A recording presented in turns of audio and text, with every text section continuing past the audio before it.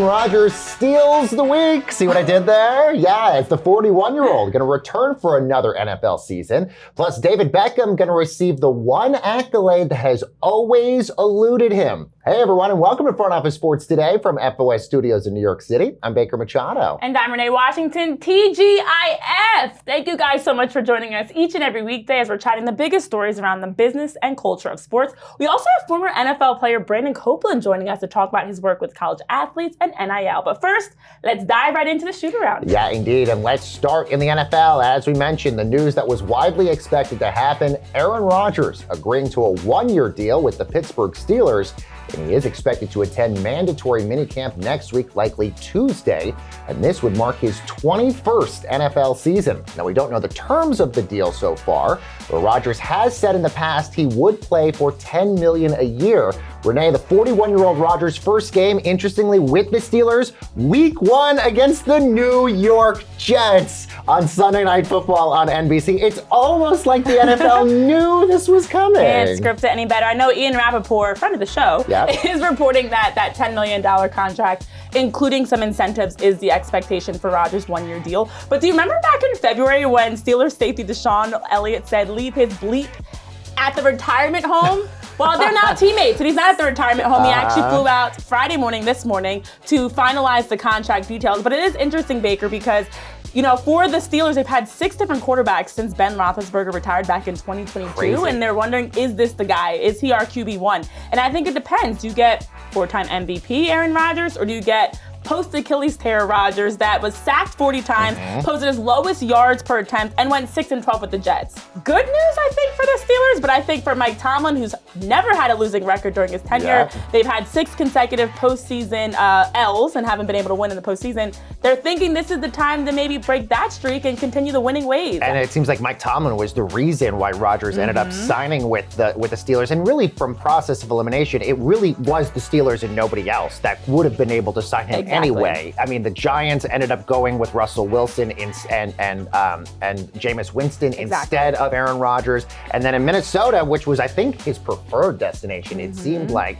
because then he could have played with Kevin O'Connell, the coach there, it seems like they would have preferred J.J. McCarthy instead. So it literally was just the Steelers and nobody else at the end of the day. And finalized their additions. DK Metcalf now gets to pair with Rodgers, but also Darius Slay and Kenneth Gainwell as well. So they've made some roster moves and feel like this is that final piece for them. All right. Meanwhile, a legal setback for Michael Jordan on the racetrack as his 2311 Racing and Front Row Motorsports are now at risk of losing their NASCAR charter status. This after a court of appeals ruled in favor of NASCAR. This after Michael Jordan sued, accusing racing's governing body of monopolistic anti-competitive practices all through that charter system, which of course allows for a certain number of automatic spots to be in those races. Now, Michael Jordan's lawyers are saying that they're going through their legal options of what they might do. Do they appeal or figure out what happens next in this? Well, as you mentioned, charter status is very important, exactly as you said, for anybody that doesn't recognize those automatic spots in races, and also guaranteeing them larger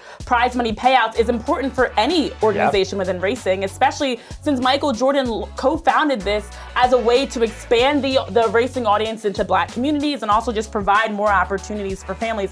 So I think that when you look at this, it's been going on for quite a while. He first sued them back in October. Then it was in March when NASCAR's lawyer did say that they don't have any idea really around the suing allegations. So it feels like there's a lot more that's still unfolding and a lot more that still is to come here. But for Michael Jordan, it's a shame. This was like his lifelong passion to get involved in NASCAR. He doesn't take many L's himself. True. Talk about a guy that doesn't lose. And yet here you have him dealing with a massive issue with NASCAR. Yeah, he seemed like this was his favorite thing to do in his post-retirement career, and that is even over ownership of the Charlotte Hornets as well. All right, Texas Tech's win Thursday, even the Women's College World Series against Texas, sending it to that decisive Game 3 on Friday night. And Tech superstar Najee Kennedy, who transferred to the team on a reported $1 million NIL deal, she pitched a complete game, 7 innings. And this is the thing I find to be most interesting, Renee. She has thrown almost 500 pitches so far in this tournament. What can't Nyjah do? She is a superstar in the making. And listen, the WCWS has been so exciting watching her as the only player in softball that has a 7-figure NIL NIL deal. That $1 million deal she signed this past summer was the first time that a player in softball had more than $1 million. Others earn around six figures. She's changing the game directly in terms of NIL, but also this matchup, the Lone Star State battle, two teams fighting for their first ever national championship.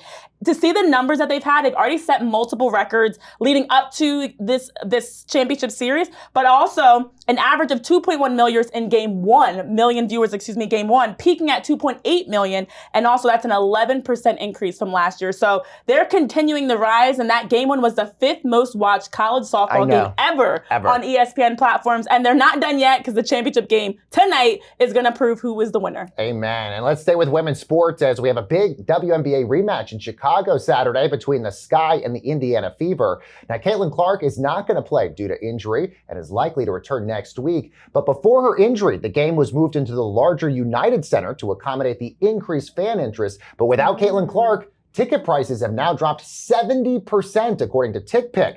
So what can we expect? And what has the W learned in Caitlin's absence? Let's take a look in our main event. All right, let's bring in our FLS reporter, Colin Salao, joining us from Chicago, where the game is going to be happening. And Colin, let's preview the matchup. Obviously, it's moving to the United Center, where the Bulls play this weekend. So what are your expectations for this game without Caitlin Clark?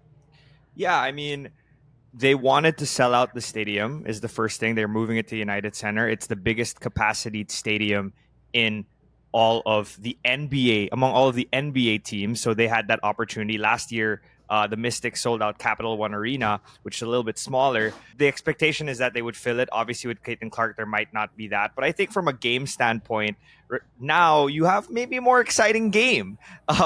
Last time we saw one of the biggest deficits or margins of victory in WNBA history and in Fever history. Now you're going to have, two teams that are below 500, yes, but probably more evenly matched, as the Sky have won a couple of games here. So hopefully we can see a better matchup, and I think it's going to be something that people will still want to pay attention to, especially because it's going to be aired, I believe, on CBS, which is a huge national TV game. Yeah, now including that season opener, the Fever have won 5 of the 6 matchups against the Sky in the Angel Caitlin era since they entered the W. But still, so much excitement coming into this game that it was circled until we knew of Caitlin Clark's injury and now her absence. So ticket prices, Colin, have dropped nearly 71% for this contest this weekend.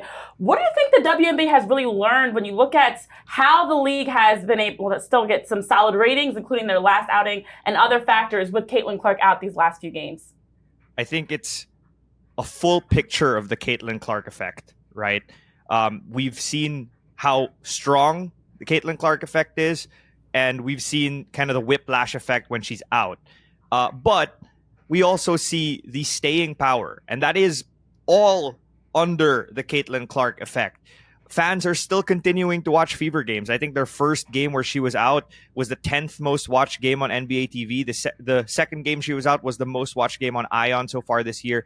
I saw a tweet from one of those Fever Caitlin Clark fan accounts that was like, I can't believe people don't think that Caitlin Clark fans are also just Fever fans now. So I think, they've learned that that's the power of Caitlin Clark, but the holistic part of it. Now, when it comes to the ticket prices, I was going to say that, they're going to go down. You're trying to fill a massive arena that, they can't even fill Wintrust here in Chicago all the time. And that has about, I think, 11,000 fans is its capacity. But at the same time, tickets are a little bit more expensive for those games at Wintrust. And I looked this morning, the get-in price for games in United Center for tomorrow's game are like $8. And I just started texting my friends. I was like, hey, you want to watch a WNBA game for $8? You should watch. I know you've never seen a WNBA game. This is your chance to watch, and they're showing their interest. So that's the flip side of it. People can try to watch these games. Yeah, absolutely it. Colin Salao joining us from Chicago, all ahead of the big game this Saturday. Colin, thank you so very much for joining us. Of course. And we have a lot more coming up, including financial advice from former NFL player Brandon Copeland ahead. Don't go anywhere. More Front Office Sports today, right after this. Welcome back into Front Office Sports today. Baker and Renee here with our special guest who played 10 seasons in the NFL, including one season as a player rep in New England, and is now the CEO of athletes.org, a players association for college athletes. We welcome in Brandon Copeland, doing some tremendous work in college sports and with athletes. And Brandon, I want to jump right off in this NIL era that we're in, especially since we've recently heard about a committee that's being put together that President Trump is putting together, led by some like former coach and now analyst Nick Saban. What are your thoughts on how this committee is going to impact college sports, especially in the NIL space? Yeah, well, I mean, the beautiful thing about college sports and the tough thing about college sports right now is getting bigger bags under my eyes is the news is, changing at a rapid pace. And so they've already actually recently come out and said they're going to put a pause on that whole commission and committee because Nick Saban was saying, hey, we don't need a commission and committee to solve these issues. We just need to get in a room and solve these issues. In 1959, there was a football player named Ray Dennison who got a brain injury on the field and he passed away. And his wife and three kids, his wife ended up trying to sue the NCAA or try to go to the NCAA to get workers' comp, and the NCAA created this term student athlete. And student athlete was a way for Walter Byers, the then leader of the NCAA, who since then came out and denounced the term, to keep the guise of amateurism over top of college athletes so that they wouldn't have to pay those athletes to be employees and therefore wouldn't have to pay for workers' comp. And this whole attempt to keep amateurism alive has now continued to rear its ugly head in terms of what we get to see play out in college athletics day in and day out now. And while there's some folks who look at the athletes as the people who are taking advantage of the system or they're asking about money and things of that nature, and I understand as an undrafted free agent from the University of Pennsylvania who earned every single dollar that I made, college athletics, in order for there to ever be some sustainable rules, for there to ever be enforcement, you will have to negotiate with the players what those rules are. It's a multi-billion-dollar sports and entertainment ecosystem, earns more than the NBA, and the MLB may not earn more than the NBA after the NBA just recently did this new media deal, right? But those pro leagues don't have all of these random lawsuits because they negotiate the terms of free agency, of what happens when you get hurt, how much do we have to pay you, all of the different health and safety protocols and measures, they negotiate that with the Players Association. And college athletes don't have that right now. And what happens is a college athlete graduates, they get into the business world a bit, and they start to look back and say, hey, that was, y'all were making a lot of money off of me. Told me I couldn't make a cent. That was wrong. And so that's what we're seeing play out in front of us. I hope that answers your question. But I think that, frankly, there's a lot of folks who, during my time leading this, there's a lot of folks who figure out every single reason why we can't solve this problem and puzzle. And it is complicated because it is a younger group of athletes. It's not pro athletes. They're not employees. There are multiple sports. There's some generating revenue. There's some that aren't. But I don't think that this is the hardest problem in the world to solve. Well, and I think you get the right people in the room and you figure it out like you've done every other. And Brandon, we know there's so much complexity to this because of the House settlement. We still haven't had that yet. So there's still a lot of unanswered questions out there. And I know your website, athletes.org, is trying to inform a lot of athletes about this. But what advice do you have to somebody who is looking to navigate the NIL world right now? What advice do you have to sort of get through this right now? Yeah, I mean, obviously I'm biased, but athletes.org, we literally built it to help you do that. What we've built is not only do we want to be your players association and educate and organize and represent you at all of the negotiating tables that college athletes represents as a group of athletes, but also we've built an entire network that operates the way I like to call it.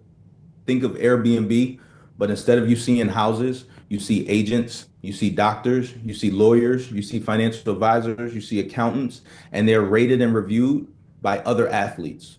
And so you are able, literally right now, there are college athletes who come to our platform and get their contracts reviewed between them and their school or them and a brand for free through our platform. And these firms, some of these firms represent Meta and the NCAA, frankly, right? And so for us, what I would say, the best piece of advice that I would say is it hurts to say this, frankly, but as a young person coming into college, you can't take what you sign for granted, and you can't take the words that people are telling you at face value. Some of them have told us that those contracts have been ripped up in front of their faces, type of thing, right? When they get hurt or when they don't perform. And so for us, we just want to make sure that you understand what you're truly signing in this day and age until once we're the Players Association and actually recognized by the other side, our job will be to help standardize that contract to make sure that it's safer for everyone, including the people on the quote unquote bottom of the totem pole. And I say that with all due respect because me in the NFL, I was on the bottom of the totem pole. Yeah, well, last 30 seconds here, Brandon. You work with 4,000 members in your organization, as well as even teaching financial literacy at UPenn. Why now have you created this opportunity for college athletes to learn, to help them, whether it's in their personal lives or even as a professional athlete, to avoid going broke, but most importantly, be able to invest in themselves and their futures? Yeah, one, I think I recently retired, so have a little more time on my hands. But two, I think that there's so many college athletes who have the opportunity to change their lives forever, financially, mentally, connection-wise, relationship-wise. And for me, the NFL has done that for me and my family. My kids get the benefit from it, my wife, my family, my community. I'm doing football camps and things of that nature. I play with a lot of really good athletes, and they could have done the same thing in college that they do for the Baltimore Ravens or the Tennessee Titans, et cetera, et cetera. They just weren't able to earn any money then. So hopefully we can get them more money in their pockets, but also the protection that they need to have a long lasting life beyond the playing field. Love that. Yes, well, thank you, Brandon, for the work that you're doing as CEO with athletes.org. My fellow Big Five alum, it's been a pleasure having you on the show today. We've got a quick break here on Front Office Sports Today. We'll be back after this with more.